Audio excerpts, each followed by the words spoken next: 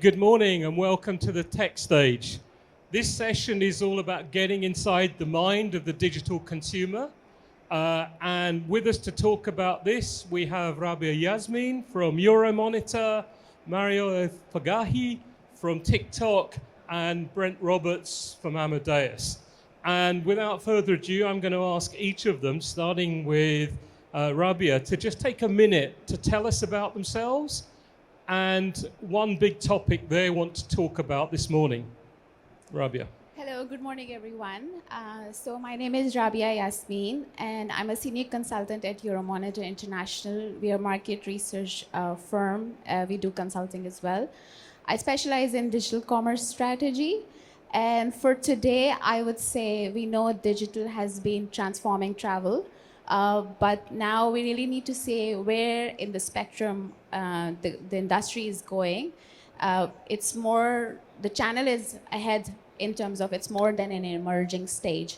We see that we talk more about digital integration of technologies within the consumer lifestyles and digital engagement, more so the internet penetration or access to digital platforms. Thank you, Rabia. Okay, let's move on to Brent. Again, 1 minute. Hi, everybody. My name is Brent Roberts. I work as the Global Director of Sales for Amadeus on the Destinations team. Can you bring the mic closer to your mouth? Sure. I'm normally too loud. So most of my career, I worked in San Francisco, working with brands and holding companies, establishing strategy and partnerships. And we're really even closer. Okay. And we're really excited at Amadeus Destinations and our partners, Rich Mina, in the region, because we're helping all of these great destinations prove the value of their marketing efforts. Excellent. Mario. I'm just going to test the mic first. Is it okay? Okay. So hi, everyone. My name is Mario. I'm the industry lead for travel and tourism at TikTok here in the region.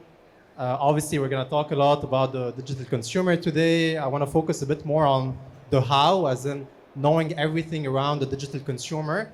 How do we actually tailor our content in today's digital world? How do we tailor the messaging, the brand presence, and how do we get to that new digital consumer? Excellent. And I'm Rohit Talwar. I'm a travel futurist. I work for Fast Future, and I'm going to be hopefully trying to manage these brilliant people with so much to say. Before we get into the meat of the conversation, I just want to share with you a few slides from a study we're doing right now on the future traveler, where we're trying to get a global perspective from future thinkers, industry leaders about how traveler expectations might change and their needs might change between now and 2030. So yeah, we're trying to think about what people's lives might be like, how they want to prepare, book, pay for their travel experience, and what they're looking for from all of the different elements in the value chain. So I'm just going to share a few of the 25 questions in the study. The survey is still open till May 14th. Everyone who completes it can get a copy of the final report. So I'll put a QR code up for you to have a look at that. So the first question is really what people think their relationship might be with digital going forward. And what's interesting is there's a lot of conversation about digital becoming everything and all of us just living our lives through digital. But what's coming through very clearly is this sense that actually I'll use it when I need to. I'm not going to be totally dependent. And what's also really interesting is that the group that expects to be more dependent are actually the older people who've completed the survey, which we weren't expecting. We're also seeing people, acknowledging that they want to live their lives through their mobile. And one of the most interesting things is if you talk to players in the industry, and we work across all of the sectors, there's this absolute belief in the industry that we will have complete access to your data. You won't mind giving us everything. We'll mine it. We'll use it to enhance your experience, but you'll happily give it away. But in practice, what people are saying is, actually, I will have pretty strict control over who can access that data and what you can use it for. And you're certainly seeing regulation coming in everywhere around that. And about 40% think they're going to be early adopters. The second way is, how would you want technology to enhance that travel experience? And right now, the biggest thing for most people is they want to know about disruption. They don't want to have to run around an airport or find out what's going on, or if they're missing a connection, or if they can't get to the hotel. They don't want to have to do the work. They want everyone's tech to talk to each other, and they want that through a single app. This growing desire to do everything through one app. And what we can see now with tools like AutoGPT, which is even more powerful than GPT-4, is that you're connecting workflows, that you can start to do almost all of that very easily. And the tech that's coming in the next few months will do more and more of that, allowing you to manage your entire process, see information before the operators even about flight delays, and start to book for you when you create an itinerary. So there's a real sense that the tech's going to allow us to do that. And also that we want proactive information at every step. This is what's going to happen next. And then there's a lot of talk about AI. Obviously, ChatGPT is the fastest consumer adoption of any technology in history. Over 500 million people now using it on a daily basis. What this expectation is that your AI will basically go and do the work for you. Not only will it get the price and do the booking, but it will also negotiate because it has the power and it will be talking to other AIs. Secondly, that it will manage everything from your first inspiration through to completing your journey. And finally, this idea that it will actually learn about me, my interests, how I travel, what I do when I'm traveling, and it will start to offer me proactive suggestions. And then finally, virtual worlds. And this is an interesting one. People sort of say the metaverses are dead. Absolutely wrong. We have 1 billion people using them. It's just that the majority are aged under 18. But there are big consumers in the next decade, and they're very active, they're very economically active. And what they recognize is, for all sorts of reasons, they may not want to physically travel. So over 50% are saying, let me visit more destinations, let me experience them without leaving my home. Secondly, this idea that actually it's going to be a source of in-flight entertainment.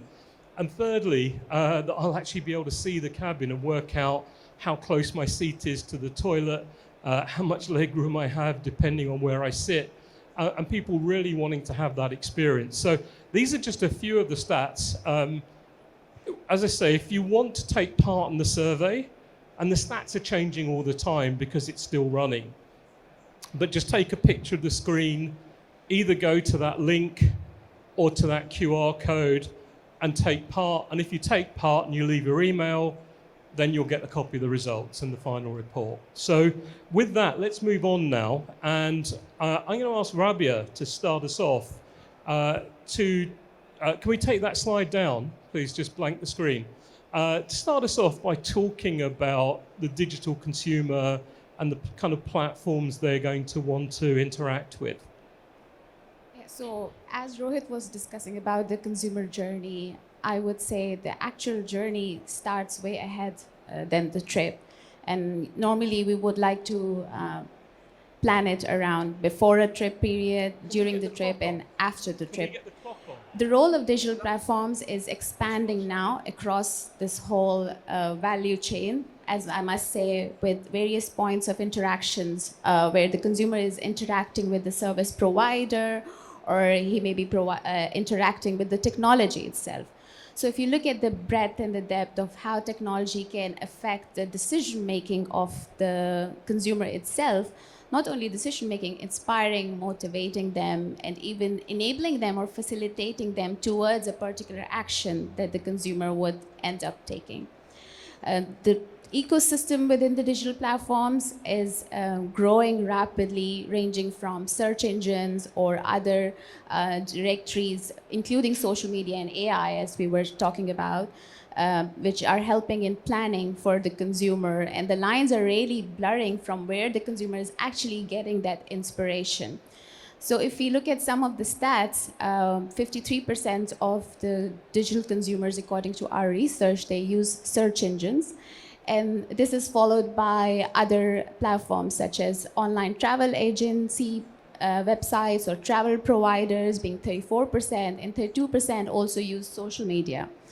So apart from that, if you go beyond the inspirational phase, the booking phase in itself is important. The seamless experience a consumer now wants on a digital platform that needs an integration of payments or social commerce or helping them, even how they would move around the website. Each of these interactions are opportunity points for travel brands and technology players to really help and facilitate the consumer. At one end, I would say it's really empowering for the consumers or the travel brands, but it's also making the landscape very competitive. It's hard to stand out and be seen and heard for the players to really get the attention of that consumer in a way that he ends up spending on your destination or experiencing your destination. So that's what I would say in a broader perspective. And we've got a little bit more time, so perhaps you could say a little bit more about the types of platforms that you see people wanting to use increasingly, or the kind of functionality that you want from those platforms across your journey.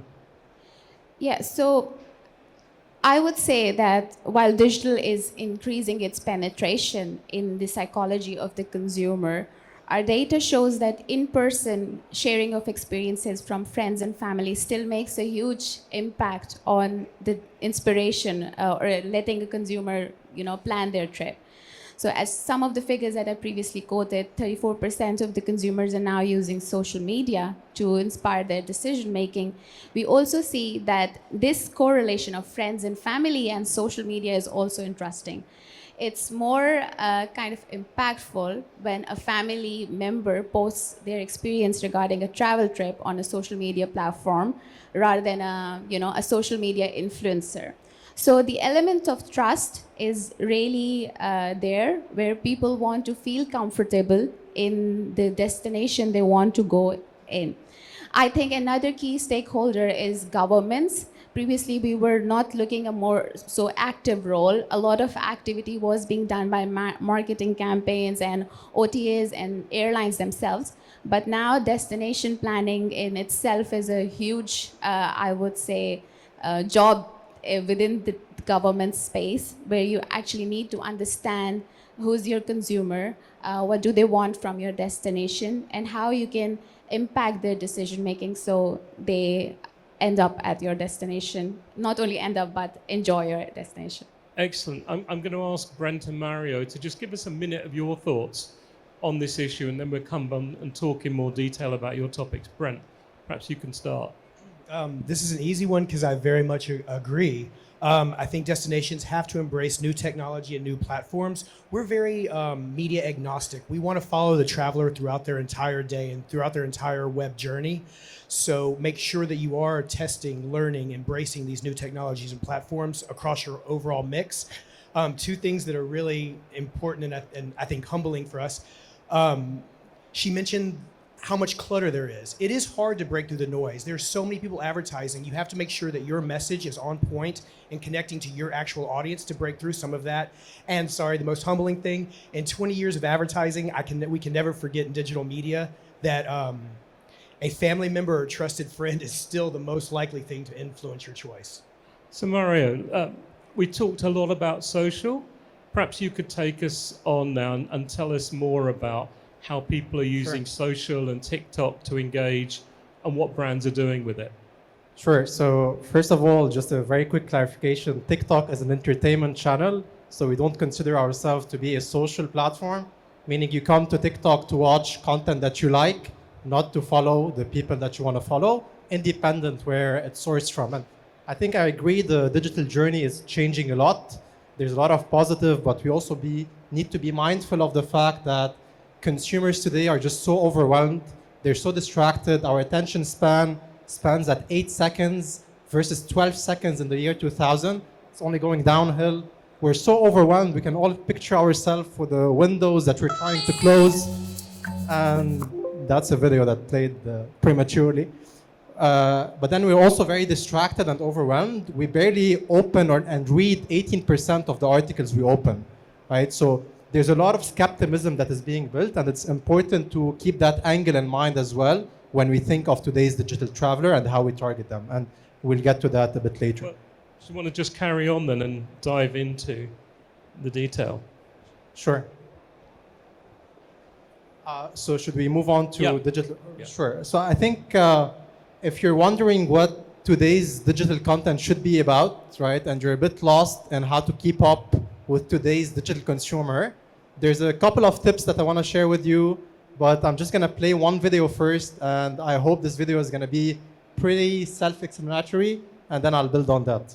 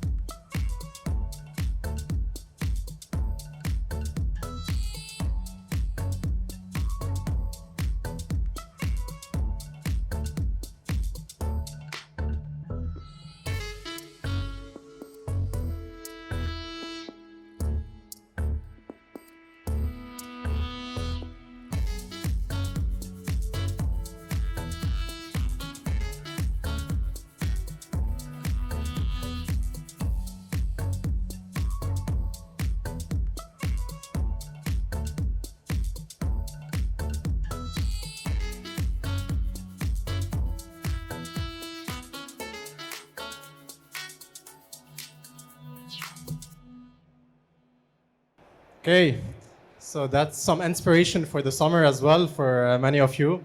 But I think if we go back to the question, which is what works in terms of content in today's digital world, I think there's a couple of things to keep in mind.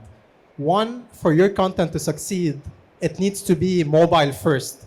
A lot of the content, if not all the content you've seen in the reel, is shot for mobile. It's not repurposed for the mobile. It's shot with mobile in mind. 60% of web traffic today comes from mobile phones, and that number is only gonna go up. So shoot vertically, shoot with mobile in mind. That's one. Two, all of the content you've seen is video, right? So we live in a world where 80% of people say they would rather watch a video to learn something new than read about it, right? And you should also keep that in mind when you tailor content for your audiences. Three, very underrated and underplayed, is sound on, right? One of the main success factors of TikTok today, the reason why we have more than 1 billion in terms of user base, is the fact that our platform is sound on. It's constant, always on, uninterrupted experience. And thinking of the right sound for the right video is very important. If I think back of a campaign we did recently with Visit Saudi, Visit Saudi had sent a couple of creators to a couple of destinations in Saudi.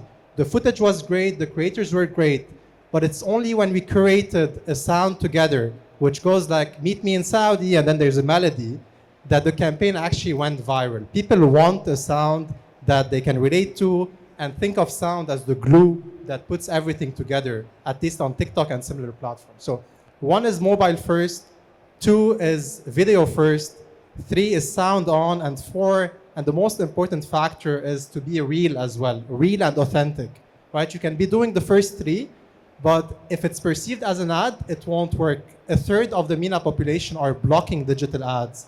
And you should be creating, or what we say is, you should be making TikToks, not ads, right? Make something that users would want to see and want to put themselves in the shoes of the creator, as opposed to just interpreting it as, oh, it's another ad, I'm just gonna wait, I'm gonna skip. No? So these are the 4 tips, and that's me. Thank you. Thank you.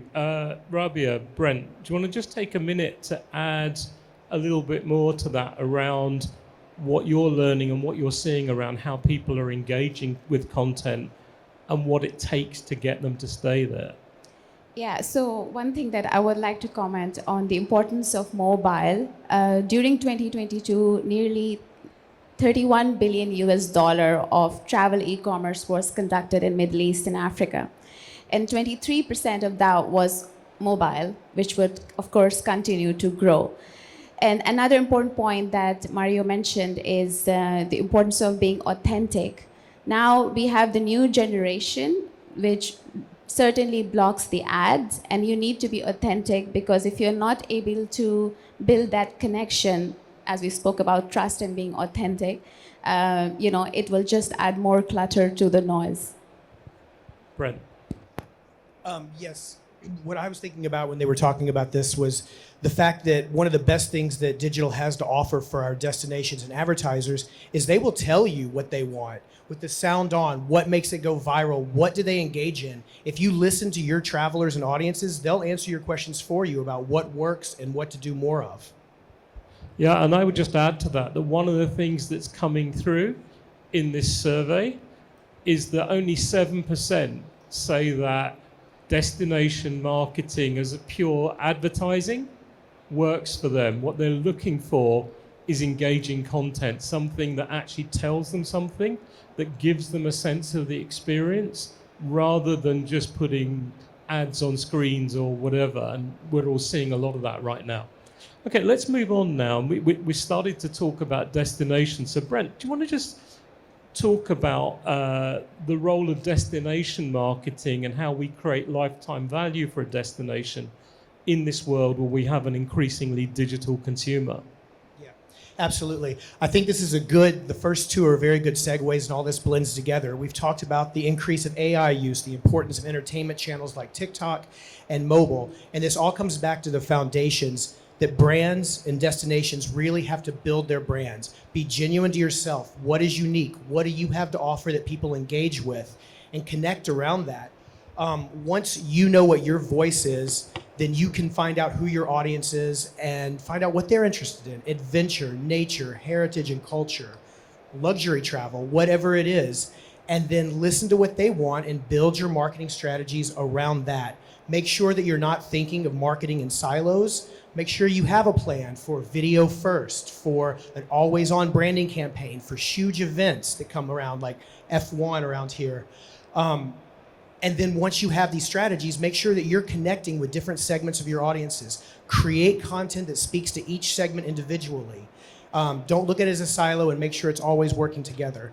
Our destinations out here are very interested in driving awareness to a huge world audience that they haven't really reached out to and engaged with on this level before. They're repositioning this whole region as one of the most exciting, unique places to come and visit. And then once they've done this work, they're actually breaking in from awareness to these consideration sets and getting you to choose to come here and visit them for the first time. And so after the brand building and then the work to really attract these audiences, we've done all the heavy lifting. Don't forget lifetime value. Re-engage with your audiences. Talk to them again. Show them new content. Tell them the exciting things you're working on and bring it all back together. So, take a data-driven approach. Don't be afraid to try and test new things. As everyone has said, have a point of view and a unique voice that you speak in, and reach out to your customers where they want to be reached out to. If we could just stay with you for a second, Brent. What we're seeing, or what we seem to be seeing now, is destinations changing the scope of who they're marketing to. So if you think about Dubai a decade ago, it was very much focusing on the premium traveler. Now with all of the new development and the ambitions, it's broadening the scope of who it wants to try and bring here. Whereas if you look at Saudi, it seems to be targeting a very broad sweep of categories, if you like, segments, but also geographies. Talk to us a little bit more about the thinking there and why it's changing. It's brand positioning, it's destination positioning, it's knowing who you are. Dubai is a little bit more of it was the most established brand in the region, and they've done a wonderful job understanding who their travelers are, who the repeat travelers are, whether it is shopping and luxury or it's nature. I think Saudi has a wonderful opportunity ahead of them because they have such a diverse offering. From Drea to the Red Sea Project to Neom, there's so many exciting things that they can work on. It's just really understanding who you are, what you want to connect with. I think both things can be true, though. You can, as Saudi and the Emirates, reach out to huge, broad audiences, but still know who your core people are. Okay. Mario, Rabia, is there anything you'd like to add to that around how destinations can engage with the different types of platforms to reach different audiences?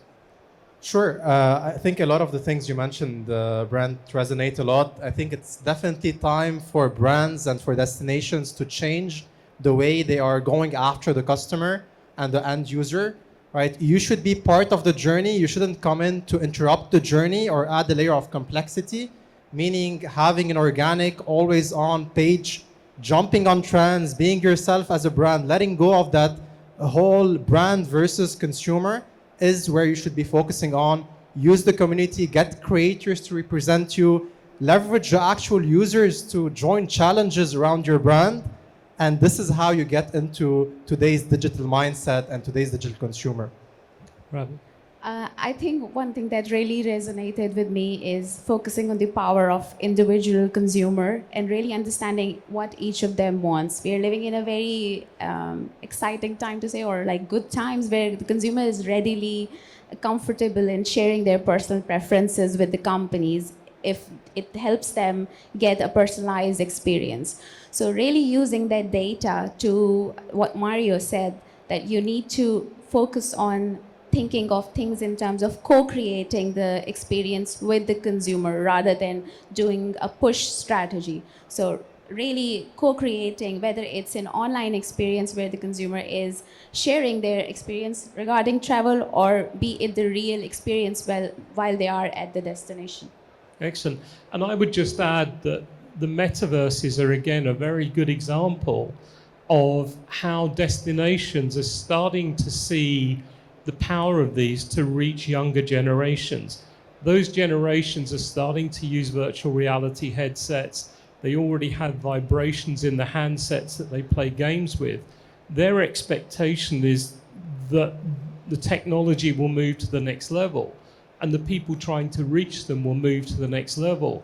So what we're seeing coming out of the labs now is people saying, I want to use the tech to enable you to feel the beds in the hotel, to feel the linen, to smell the plants in a garden, to taste the food in a restaurant, because that generation don't want to go backwards in terms of what they're offering or what they're offered. So we're seeing a number of different players now really getting their heads into this and saying, we can't create something that looks like a 1990s video game. We really have to take it on to the next level. And you're seeing some very interesting developments that I think we'll see come to market in the next year or so.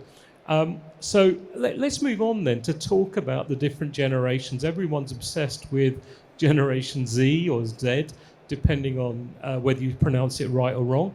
And also different generations and how we reach them, and this notion of the digital nomad. So Mario, do you want to just take a few minutes to take us into that conversation? Sure. I mean, every single segment is very important to focus on. I think the younger generations are particularly important in the sense that they are trendsetters. A lot of the platforms out there are adopted by the younger generations and eventually cascade down to the older generations. And in the case of Gen Z, which is a good segment of TikTok, that is, by the way, just beyond Gen Z, 2/3 of our user base is older than 25, so we are past that stage, and we're past also TikTok being a dancing platform. Less than 10% of our users are interested in dancing versus 60 to 80% being interested in travel.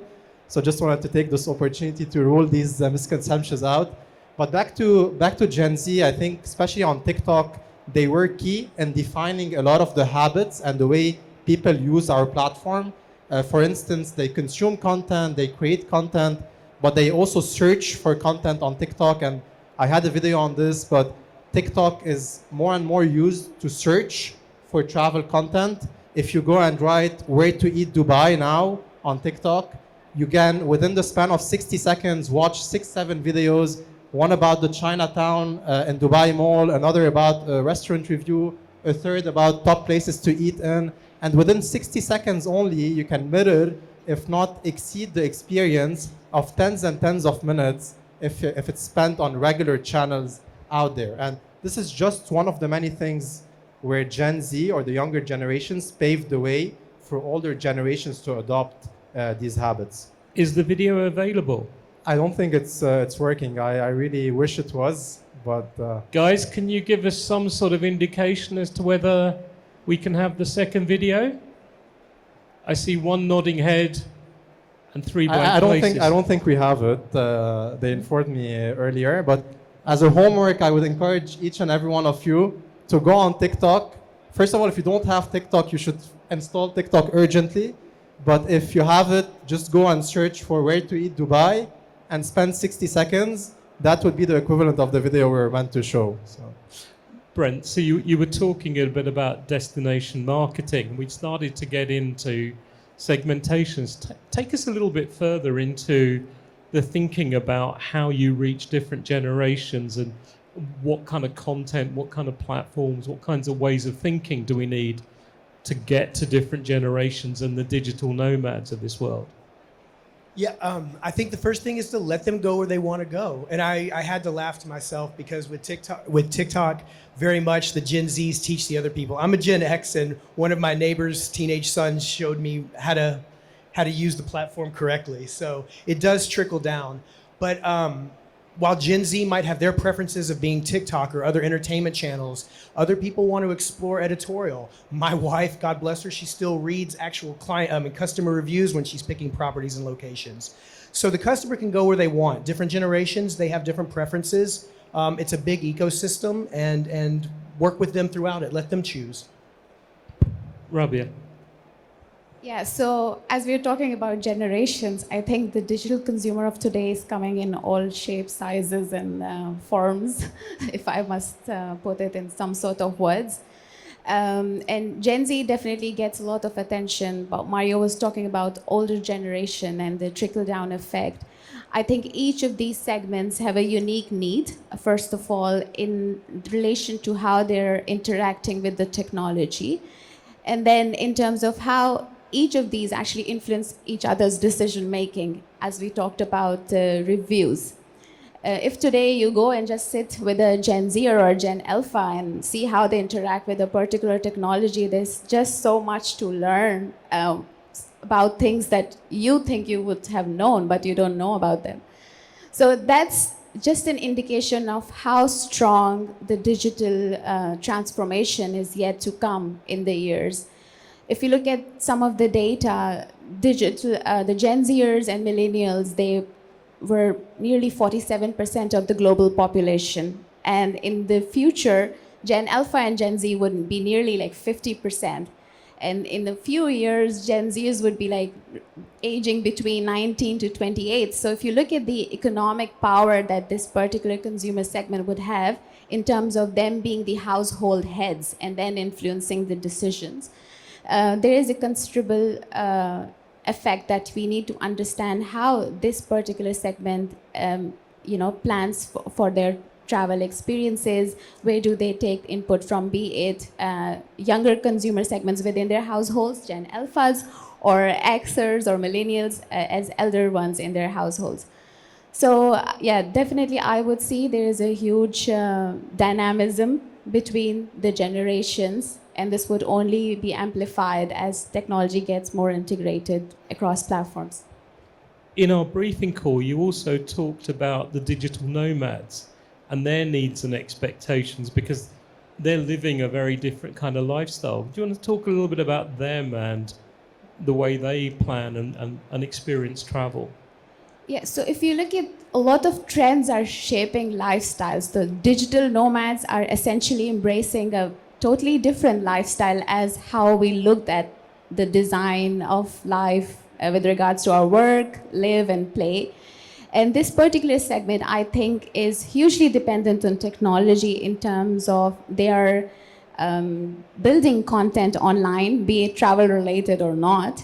So that's one thing. We talked about short-form content from TikTok, but just look at the number of YouTubers that are really just living on travel experiences, broadcasting the same experience and earning from the same experience, and then it's like a full life cycle of their living. So that segment is particularly important. It will grow. I can't say it would be sustainable or what's the average life duration of a digital nomad. In my view, it might be like 4 or 5 years of one digital nomad living as a digital nomad, and after that they would look for sustainability in their lifestyle. But we saw, for example, Dubai issued this digital nomad visa, and now there are 54 countries who are working on this segment. they don't have life insurance. That is one thing that deterres them back to a more stable lifestyle. That's when they realize, okay, I need to look for something more sustainable, and they're dependent more on like travel insurance. So that alone is another opportunity for travel brands and destinations to maybe look at insurances for digital nomads in ways that this particular segment continues to thrive, be it a more medium-term lifestyle or longer. We're doing a separate study right now with an airline and an airport about future travelers as well. And one of the things that's coming through from them is the contradiction between our expectations of who digital nomads are and who they're seeing being digital nomads based on their travel bookings. And what they're finding is that people from their mid-40s upwards are now becoming digital nomads. They're either taking time out of work, or more commonly, they're empty nesters, i.e. they've got rid of the kids are off the payroll, and now they're saying, actually, we can go and work from anywhere. We proved that during the pandemic. So let's go and spend 3 months in Bali. Let's go and spend 3 months in Dubai. Let's go and spend 3 months in Assam and work differently. And their expectations are different from someone who's younger and might not have had the same kind of travel experiences in the past. The second thing is the younger generation in particular have an expectation about us as digital communicators. Standing still is not an option now. We're either a digital asset to our organization or we're a digital legacy.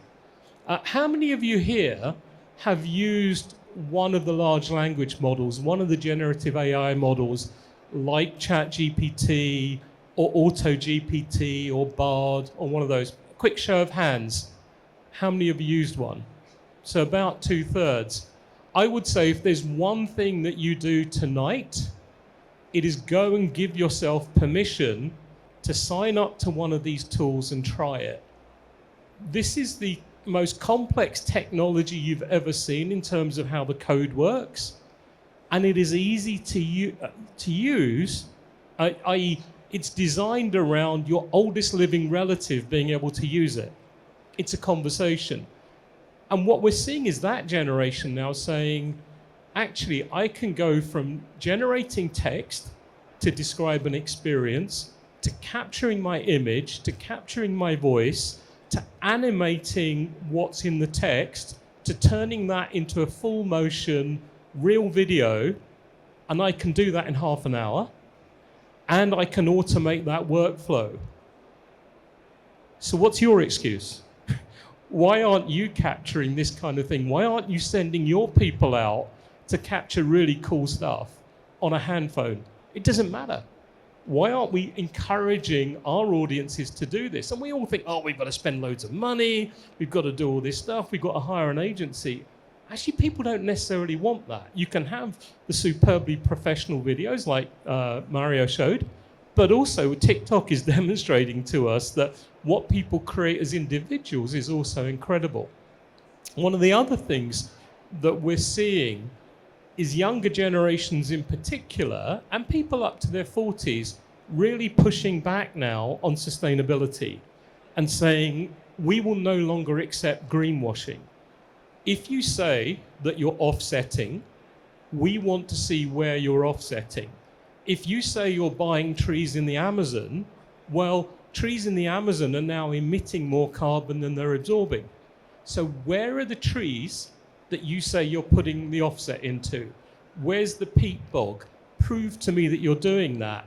And the second now is about biodiversity gain. So if someone is building a hotel, there's a growing desire that somewhere else you're generating as many butterflies, as many worms, as many forms of grass or plant life as you've taken away. Prove it to me. Show me the data. Show me digitally when I book what you're doing. And can I just, I'm going to spring a question on you all.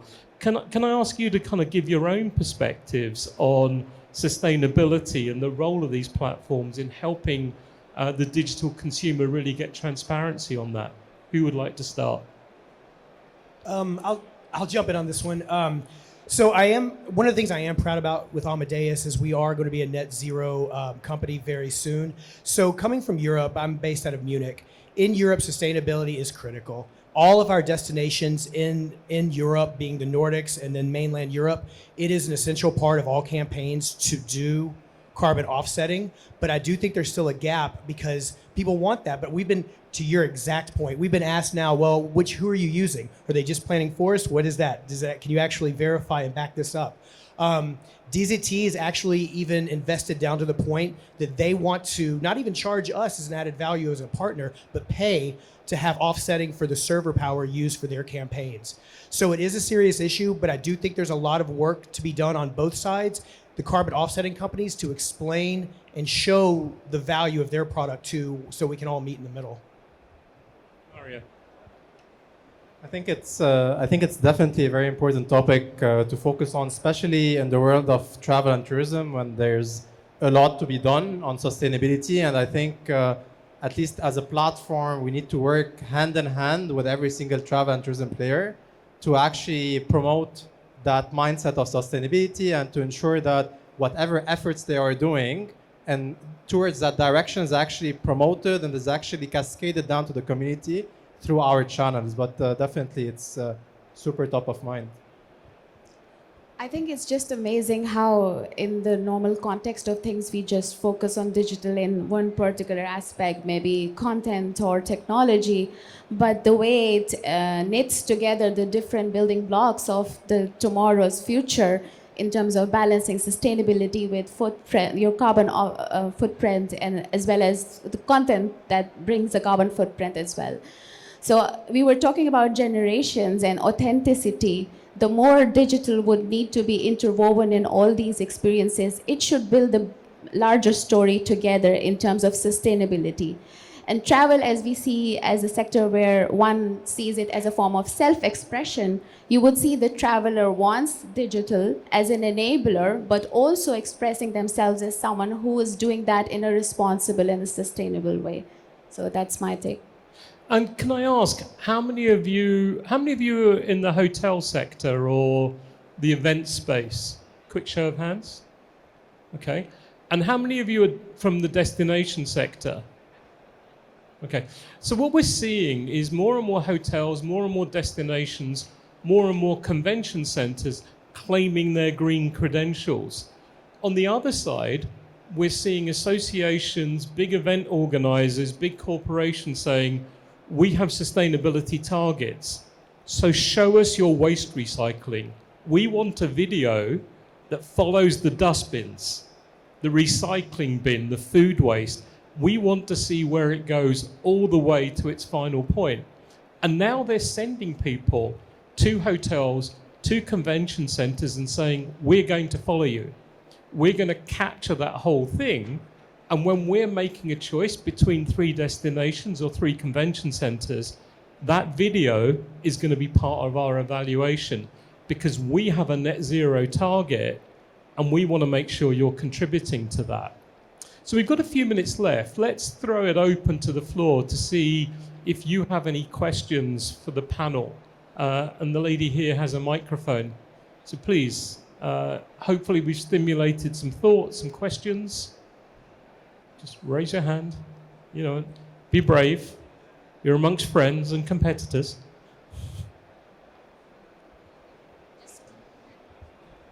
Hello. Can you say who you are and where you're from as well? Yeah. I'm Christina. I'm the founder of Atlassic. It's an exploration platform focused on influencers. I want to ask, what role do you see of AI making travel recommendations versus humans, us, influencers, family, doing these recommendations? How do you think it will compete, or AI will have a totally different role in travel planning and exploration? I would take this question in the first place. I see AI more sort of facilitating that process. Imagine you're sitting with your family, you're using an AI platform, you give it a bit of input like this is the kind of destination I imagine. And then as a group or as a family, even you might end up choosing the destination. So there's no one answer to this question because we're still in the phase where we are seeing AI finding really creative applications in how each individual user is using it to fit their lifestyle or needs. But I see more of it in a facilitator role, not to ignore, the family members. No, agreed. We're at the tip of the iceberg for AI, but I agree that it's going to be much more of a tool to facilitate. I mean, the genuine voice of influencers, the creativity, the originality of thought, I think that'll always play a role, even if AI helps get the product out or the deliverables. I also agree, but I think for me personally, I tend to think that it's actually bigger than we think it is. If you go on TikTok, there's a lot of virtual avatars that are up and running, telling you a lot about destinations, about travel experiences, and most of their audiences barely know they're virtual. So honestly, it's still limited to being informative, and you're not gonna get an AI avatar to go around the destination and show people around.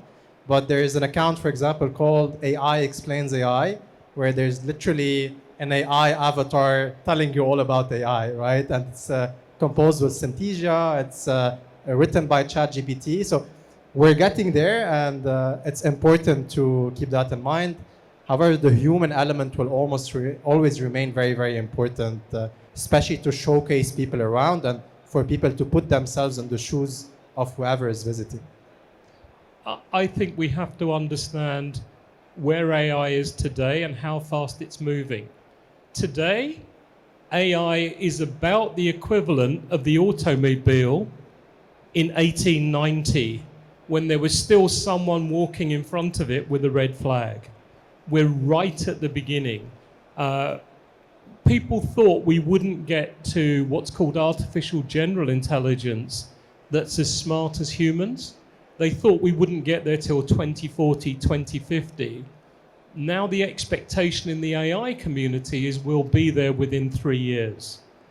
And you're seeing incredible things happening. I don't know any of you who've seen the 2 Drake songs that are out there, generated entirely by AI.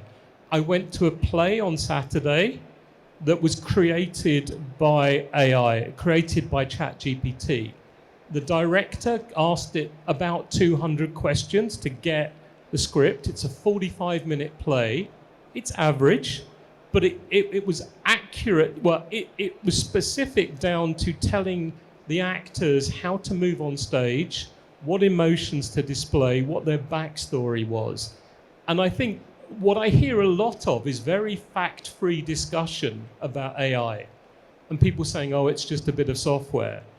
You need to understand, and the problem is that talking about AI that way is a bit like talking about gene splicing, if you've got no idea. We wouldn't talk about gene splicing. We wouldn't talk about molecular chemistry with no understanding. But we all feel really comfortable talking about AI. Once you understand how fast it's moving, you realize that everything we say today is out of date within 2 weeks. OpenAI, who created ChatGPT, are already saying that GPT-4 is the current version. There may not be a GPT-5 because it's got too big. There's 1 trillion data points in there, and we're going to have to move to something else. So before it's 1 year old, that could be dead technology. And we have to understand how fast it's moving. It's not going to be displaying real intelligence. It won't be thinking for itself, but it will be mimicking human intelligence and mimicking human consciousness. And we have to understand that. And we can be scared of it, or we can invest time in understanding it and make it work for us. Let's see if there's any more questions from the room. The lady here. Again, can you say who you are and where you're from? Hi, everyone. My name is Malika. I'm from Yandex. It's actually officially my second day, but Yandex is the biggest tech company within Russia. So my question is very specific to the current events. You've seen how Dubai is flooded by descendants from Russia and Ukraine. So how do you see that kind of being picked up within other markets in the region, such as Saudi, who's trying to expand its tourism destination, and attract other people and other consumers, and the rest of the countries following the pack, such as Oman, Bahrain, and Qatar? This session is really about the digital consumer. So if any of you want to answer that question in relation to the digital consumer, fine. I'm not sure we want to get into a broader conversation about... But it's an interesting topic, isn't it? Yeah, grab the speakers afterwards. I'll just briefly answer the question. Definitely, the region is seeing a lot of dynamism in a good way, while the rest of the world is managing some of the geopolitical aspects. We saw the rise of Russian and Ukrainian, not only tourists, but residents in UAE, which also increases the number of high net worth individuals in the region. When Saudi is inviting more people, if you look at the timeline when all the mega projects would get finalized by, Russian and Ukrainians are just one segment. You'll see a whole lot of travelers from around the world, given the openness of the country. Last year we had the FIFA World Cup, and you saw a lot of travelers from across the world. In the context of the digital space, we talk about TikTok and other digital platforms, and how digital engagement platforms are showcasing the dynamism and enthusiasm as travel picks up in this region. As Mario was mentioning in the beginning, if you just go to TikTok today and you look at the content that's being put out. Similarly, you can check for Saudi, and I'm sure you'll find great examples of Eastern European or Western tourists who are, changing their perspective of the region. I would just add, looking beyond Ukraine and Russia, together they're about 160 million people? That's less than 20% of the Indian population. It's less than 20% of the African population. So I would be focusing more on those fast growth markets where people aren't necessarily born digital, but they're becoming digital very quickly. And I would be wanting to focus more on understanding those markets and their needs and how you serve them, because they're not necessarily coming from a conflict zone. They're coming more from a desire to be a tourist and to engage as a tourist. I think the gentleman there had a question. Hello, Fabio Maran, independent consultant from London. Just a question regarding the traditional travel agent. So we're talking about digital customer experience, artificial intelligence, all potentially interesting but also threatening issues. So how should the traditional travel agent see at this? As a threat or as an opportunity? I'll jump in for this one. Amadeus, traditionally one of the original business units, was a GDS, and today we advertise across all three major GDSs. A lot of the data and surveys that we've seen after the pandemic show that the travel agents are still the brand advisors. They are still making recommendations and introducing people to new destinations and brands. Everything will evolve, everything will change. Like we were saying about AI, it's the tip of the iceberg. We don't know what the future holds, but I think there's a strong part of this industry that will always be connected to the in-person advice and brand advocacy of the travel agencies. Hello, hi there. I'm Pooja Panam from Reach MENA. I have a question on extending the digital consumer journey. How are airports incorporating AI to make that digital journey really seamless, from inspiration through booking and experience? Okay, I'm going to ask each of you if you've got any comments on that, but also to wrap up with a minute of any final thoughts that you want to share. So you can answer that if you want to, but also wrap up, and perhaps start with you, Arabia. Sorry. So I'll just comment a little bit on that. I think AI has a huge role to play for airlines and airports, ranging from the website, how the consumer actually starts putting a request for the destination, to how they maneuver through the airport. We have a lot of examples of innovation at Dubai Airport, not specifically AI, but even if you imagine how AI would be integrated in those, it could just help the seamlessness of the experience. And overall, broader, we touched upon a lot of topics today in terms of trends that are happening with regards to the digital technologies. I would say as digital facilitates, it would make things easier for the consumer with enough time left for them to enjoy the actual travel experience and really removing a lot of hard work and the nitty-gritty that's involved around travel planning. Back to the airport question, I do think it's a big part of everybody wants a connected, seamless journey from booking to travel to checking into the hotel. So I do think that's a big part of our space moving forward. As far as everything goes, we've talked about so many different aspects of digital, and I think here in this region, it's such an exciting time of brand growth. And while digital has evolved to mean different things in the last 20 years, it'll continue to lead the way as one of the ways that connects travelers, this region, to the world. I think nothing to add on the airport question per se, but just as a wrap up, there's a lot of changes happening today. The digital consumer is changing massively in the way they think, in the way they consume, they create, and they interact with content. And I think TikTok is at the forefront of this evolution. So we're happy to have more conversations with everyone here that is also considering such channel. The full travel and tourism team is here. And if you're not riding that wave in general across similar platforms as well, now is the time, and let's chat for sure. And just closing out on the airport question, 3 big ways. One is this idea of a seamless, contactless experience from curb to cabin. So the more data we have about you, the more we can help you navigate through the airport. The second is about managing your experience. So whether you're a first-time traveler or a regular traveler, to be able to customize your experience, the offers, the dining, everything else. And the third is in the basics, where today the airports and the airlines don't necessarily talk to each other. So the information you see on the screen is less accurate than going to Google Flights. Having that information to be far more accurate and to be able to proactively tell you if there's a gate change, there's a delay, to be able to tell you before you get off your flight where your connection is and to know who you are, and to have a buggy waiting for you if the gate is 15 minutes away. That kind of deep personalization is what we're seeing going on already.